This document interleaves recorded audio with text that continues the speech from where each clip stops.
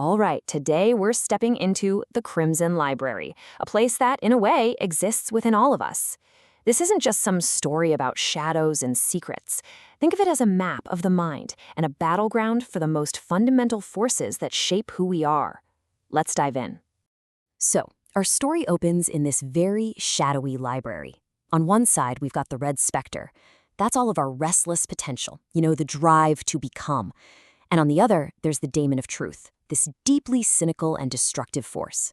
Their confrontation isn't just a story. It's the internal war we all fight. So what is this conflict really all about? Well, it boils down to a fundamental battle that plays out inside all of us. The primal struggle between the drive to live and this strange, silent pull towards, nothingness. Just look at how this slide frames that internal war. On the left, you've got Eros, the life drive.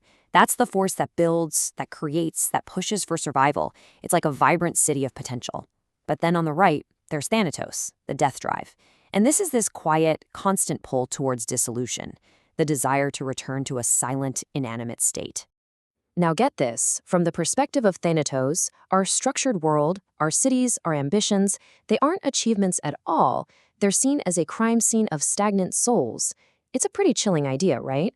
That our busy lives are actually just a form of spiritual stagnation, a prison that we've built for ourselves.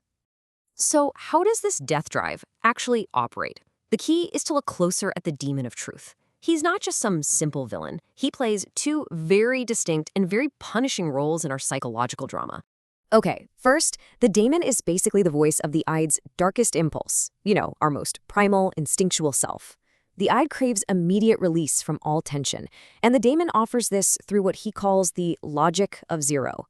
He frames identity not as a gift, but as a terminal sickness, offering the cure of complete and total erasure. But he doesn't just tempt us with oblivion. The Daemon also acts as a cruel superego, our internalized moral judge. He becomes the high judge of the void, tearing down our attempts at goodness, and exposing our virtue as a manufactured illusion, a paradox where we pretend to be righteous while hiding our flaws. And yeah, this is his worldview laid bare. To the Daemon, society is a gilded cage. Our virtues are just masks. Our moral codes are like wax fruit. They look real, but they offer absolutely no substance. And our search for meaning, just a desperate attempt to distract ourselves from the pure agony of being. Okay, so with the stage set, the Daemon forces the traveler, and really us, on a journey. This is a descent right into the psychological underworld, a place where everything familiar becomes twisted and totally terrifying. This journey is a perfect example of Freud's concept of the uncanny. The German word is unheimlich, which literally means unhomely. It's that horrifying feeling when your own home, your own mind, suddenly feels alien and dangerous. You become aware of the rot that's been hiding inside.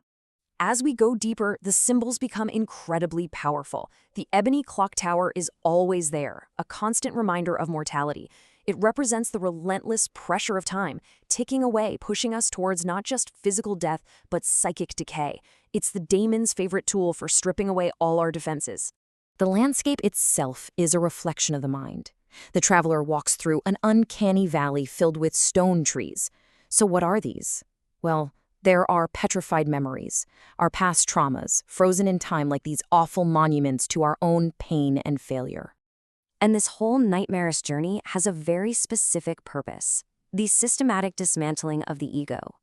The Daemon's goal is to break our sense of self, to crush our will and force us to recoil from our own history and just surrender to the bottomless pit of our own mind. And that brings us to the climax. After the ego has been dismantled, the traveler is brought to a final confrontation, a moment of ultimate choice, where the temptation of the void becomes almost irresistible. The Daemon makes his final offer. He presents himself not as a monster, but as a midwife of the abyss.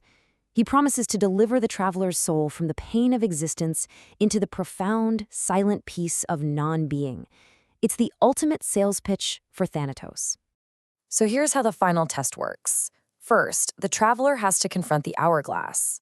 They're asked to endure the burden of repetition, to relive their entire life with every single mistake and every trauma over and over for eternity.